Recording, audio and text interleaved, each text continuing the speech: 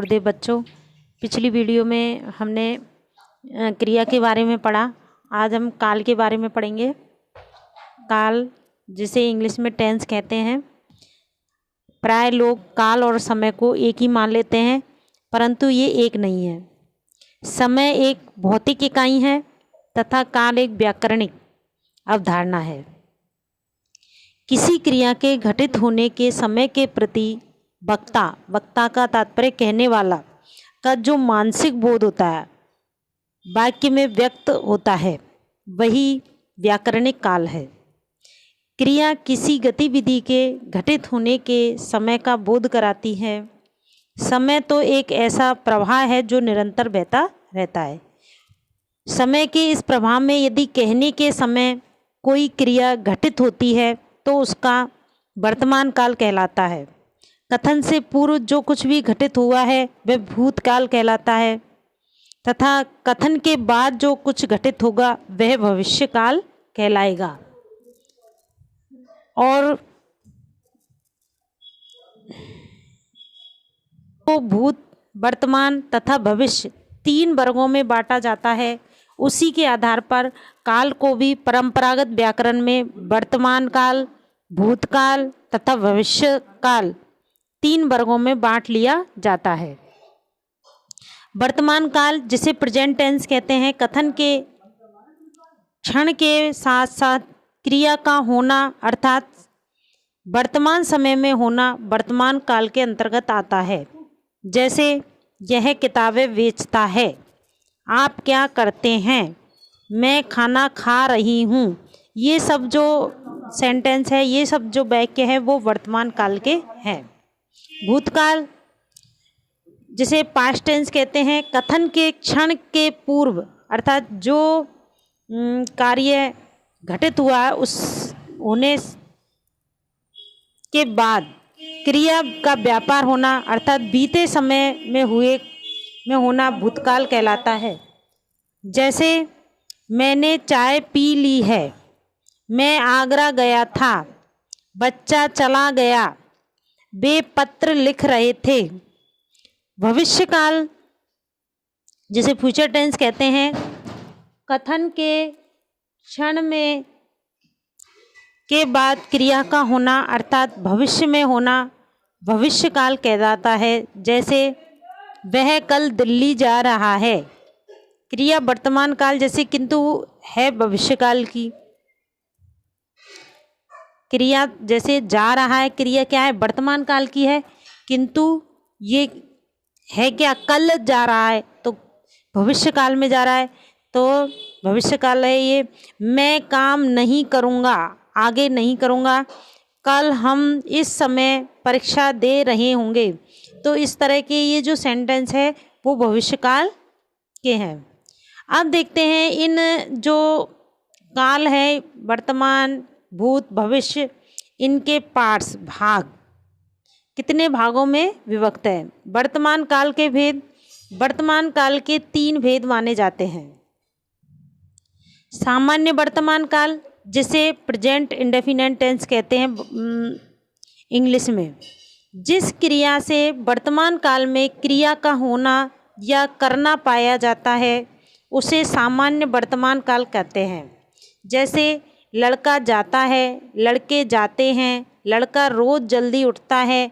तो ये जो क्रिया है वर्तमान काल में रोज़, डेली जो होना या करना पाया जाता है, जिससे उसे सामान्य वर्तमान काल कहते हैं।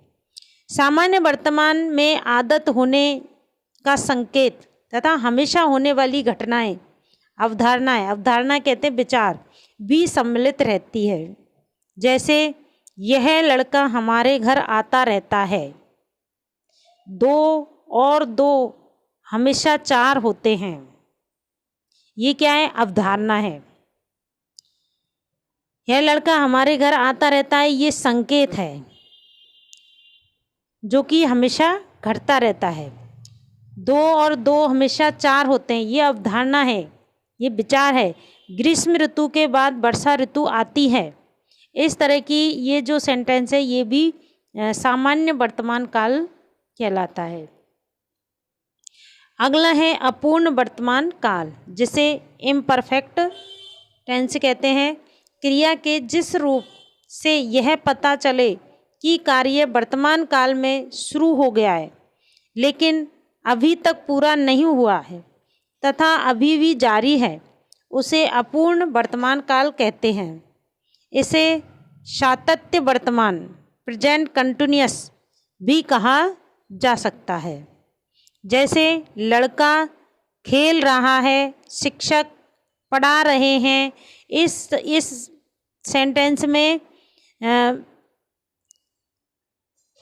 सेंटेंस में क्रिया का लगातार होना पाया जाता है। संदिग्ध वर्तमान और संदिग्ध भूत पाया जाता है। इसमें तो वर्तमान जो अपूर्ण वर्तमान होता है उसमें जो क्रिया है वो लगातार चलती रहती है, उसके अंत होने का बोध नहीं होता, वो अपूर्ण वर्तमान काल कहलाता है। अब फिर तीसरा आता है संदिग्ध वर्तमान काल। क्रिया के जिस रूप द्वारा काम के वर्तमान काल में होने या करने में अनिश्चय का बोध हो, उसे संदिग्ध वर्तमान के नाम से जाना जाता है। जैसे लड़के बाजार से आते होंगे, पिताजी दफ्तर पहुंचते होंगे। तो इस तरह के जो है इसमें निश्चितता नहीं है, अनिश्चित होने के कारण उसे संदिग्ध वर्तमान काल कहा है। संदिग्ध वर्तमान में मुख्य क्रिया वर्तमान काल की रहती है। आता, पहुंचता, पढ़ता, चलता तथा सहायक क्रिया के रूप में होगा, होंगा, होंगे, होंगी रहते हैं। अगला है भूतकाल, और भूतकाल के भेदों के बारे में जानेंगे। भूतकाल के निम्नलिखित 6 भेद हैं। सामान्य भूत, जिसे सिंपल पास्ट या पास्ट इंडेफिनिट कहते हैं, जिस काल से भूतकाल में क्रिया के सामान्य रूप से समाप्त हो जाने का संकेत मिलता है, उसे सामान्य भूत कहते हैं। जैसे लड़का आया, लड़की ने खाना खाया। ये जिसमें क्रिया जो है सामान्य रूप से भूतकाल में समाप्त हो जाने का जिसमें संकेत मिलता है, उसे सामान्य भूतकाल कहते हैं। अगला होता है आसन्न भूत। क्रिया के जिस रूप से क्रिया के अभी अभी समाप्त होने का बोध हो, उसे आसन्न भूतकाल कहते हैं। आसन्न का अर्थ है निकट। आसन्न भूत से यह बोध होता है कि कार्य अभी अभी निकट भूत में ही पूर्ण हुआ है। जैसे वह अभी अभी आया है, उसने हाल में चाय पी है। इसमें क्या होता है कि कार्य जो वर्तमान में ही अभी अभी समाप्त हुआ हो तो उसे आसन्न भूत कहेंगे। जिस विशिष्ट टिप्पणी इसमें अंग्रेजी में इसे प्रेजेंट परफेक्ट में सम्मिलित किया जाता है, जबकि हिंदी में यह आसन्न भूतकाल माना जाता है। पूर्ण भूत, पास्ट परफेक्ट। भूतकाल के जिस क्रिया से यह सूचित होता है कि कोई कार्य भूतकाल में बहुत पहले समाप्त हो चुका था, वह पूर्ण भूत कहलाता है। जैसे लड़का खा चुका था, लड़की कल दिल्ली गई थी, मेरे उठने से पहले सूरज उग चुका था।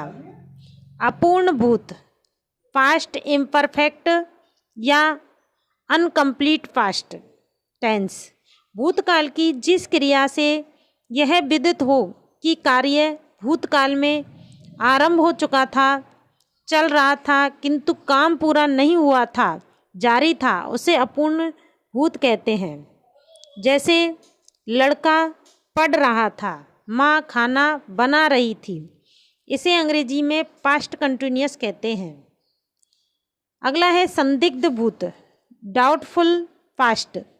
भूतकाल की जिस क्रिया के करने अथवा होने पर अनिश्चितता अर्थात निश्चय पूर्वक नहीं कहा जा सकता कि कार्य हुआ था क्या या नहीं प्रतीत हो, वह संदिग्ध भूत कहलाता है। जैसे लड़की ने कविता पढ़ी होगी, लड़के ने गीत गाया होगा। संदिग्ध वर्तमान और संदिग्ध भूत दोनों में होगा, होगी, होंगे, होंगी सहायक क्रियाएं तो समान रहती है, किंतु संदिग्ध वर्तमान में मुख्य क्रिया वर्तमान काल की पढ़ता चलता होती है तथा संदिग्ध भूतकाल में भूतकाल की क्रिया जैसे पढ़ा चला ये रहती है। ये इसमें बस थोड़ा सा ही अंतर है मुख्य क्रिया का ही, उसको ध्यान में रखना है। वैसे सामान्यतः इसमें होगा होंगी होंगे यही होता है संदिग्ध में, लेकिन जो मुख्य क्रिया है तो वर्तमान काल संदिग्ध वर्तमान काल है उसमें मुख्य क्रिया वर्तमान काल की रहती है और संदिग्ध भूत में है वो मुख्य क्रिया भूतकाल की रहती है, ये ध्यान रखना है। अगला है हेतु हेतु मद भूत कंडीशनल पास्ट, जिस क्रिया से यह जाना जा सके कि कार्य भूतकाल में हो सकता था परंतु किसी अन्य कार्य के हो सकने या न हो सकने के कारण हेतु से हो सका या न हो सका, वहाँ हेतु हेतु मद भूत होता है। इसमें क्या होता है कि किसी कार्य के होने या न होने का कारण दिया होता है, अगर वो कारण होता तो वो कार्य होता, तो हेतु का तात्पर्य है कारण। तो जैसे कपिल पढ़ता तो उत्तीर्ण हो जाता, यहाँ कपिल के उत्तीर्ण होने का कारण है उसका पढ़ना, तो इसमें कारण दिया है, अगर कपिल पढ़ता तो उत्तीर्ण हो जाता, कपिल पढ़ा इसलिए उत्तीर्ण हो गया, यहाँ पर उसके उत्तीर्ण होने का कारण बताया। यदि वर्षा होती तो फसल हो जाती, तो इसमें कारण और कार्य दिए हुए होते हैं जिसे हेतु हेतु मद कहा जाता है। अब ये हमें देखना है कि हेतु हेतु मद भूत में है या भविष्य में। भूत में है तो उसमें मुख्य क्रिया भूत की होगी। अगला है भविष्य काल के भेद। भविष्य काल के 3 भेद माने गए हैं, सामान्य भविष्य, फ्यूचर इंडेफिनेट या सिंपल फ्यूचर। भविष्य काल की जिस क्रिया से यह सूचित हो कि क्रिया भविष्य में एक या अनेक बार होगी उसे सामान्य भविष्य कहते हैं। जैसे माली पौधों में पानी देगा, हम सब खेलने जाएंगे, हम आज शाम आपके यहाँ आ रहे हैं। क्रिया वर्तमान जैसे किंतु भविष्य काल की है, हम आज शाम आपके यहाँ आ रहे हैं, ये वर्तमान काल की क्रिया है। किंतु शाम को आ रहे हैं तो ये भविष्य काल को दर्शाता है, इसलिए ये सामान्य भविष्य काल। अगला है संभाव्य भविष्य, डाउटफुल फ्यूचर।